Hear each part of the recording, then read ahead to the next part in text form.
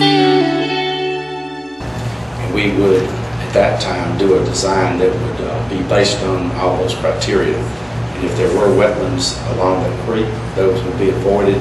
If you disturb them, you can either you can mitigate or just totally get away from them. In the past, we have tried to do our designs where you do not disturb the wetlands because it's quite expensive to buy wetlands credits, where another company has developed mitigation banks. The Thornton Lane is not improved at this point. It's a dirt road. We only intend to develop from Kenwood Road up to the entrance of this subdivision, and maybe have turnout radius going to the north only to tie back into the dirt section. I rode down that road today. If there were to be any increased traffic, it would be just from a speculative driving to see where the road went, because it does not go anywhere except to service those houses and that farm. And it's quite difficult to turn around there. And I think once the person rode down there one time, I don't know that they would continue to ride down there and they would have increased traffic. This area, if you look on the handout, it really stands out. When you look at the handout that the staff has prepared, it's just inundated with R40 and R45 subdivision, and we feel like this is compatible to the area, it's compatible to the land use plan, and like I said, staff recommended it with 4 conditions, and the Planning Commission recommended it. We would ask that you would also recommend it as submitted to the R45 zone. Thank you.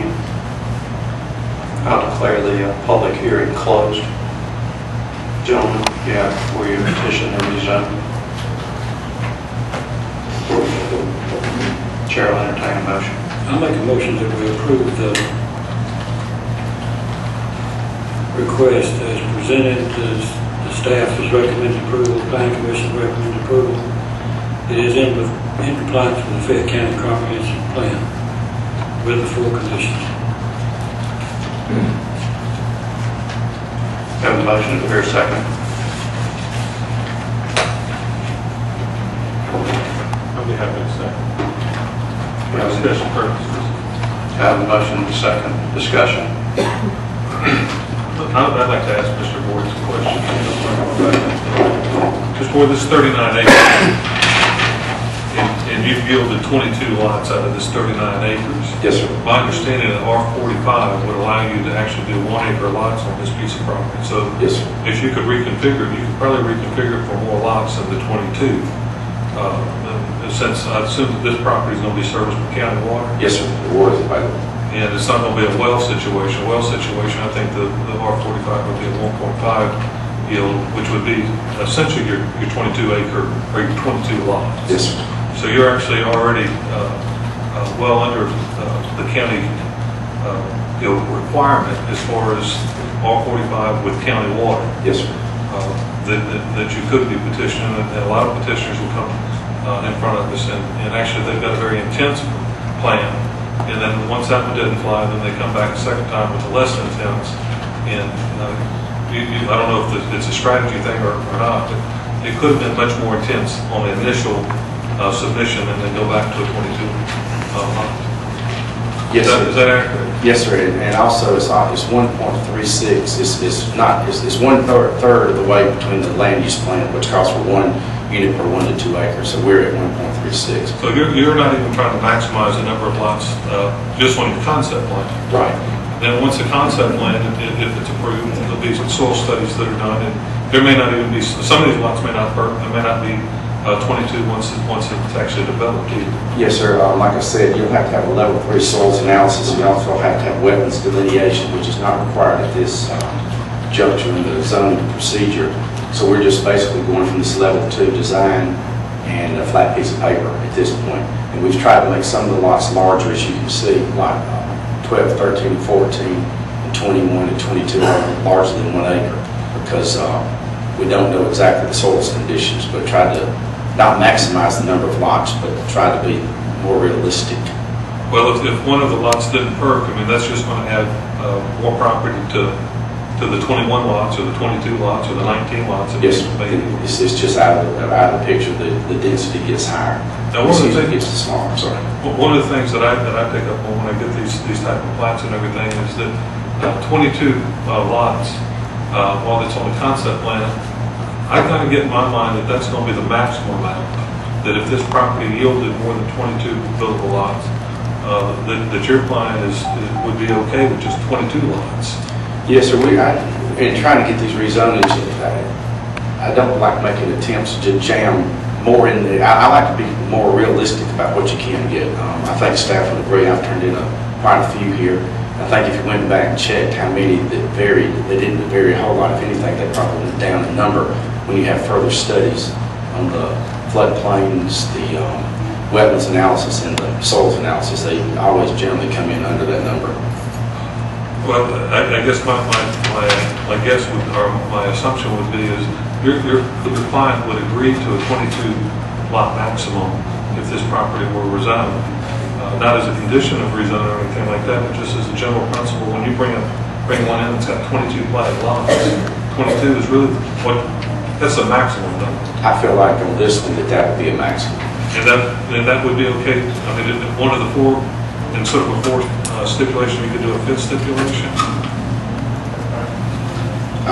And that brings me to one more thing. If I could add that here.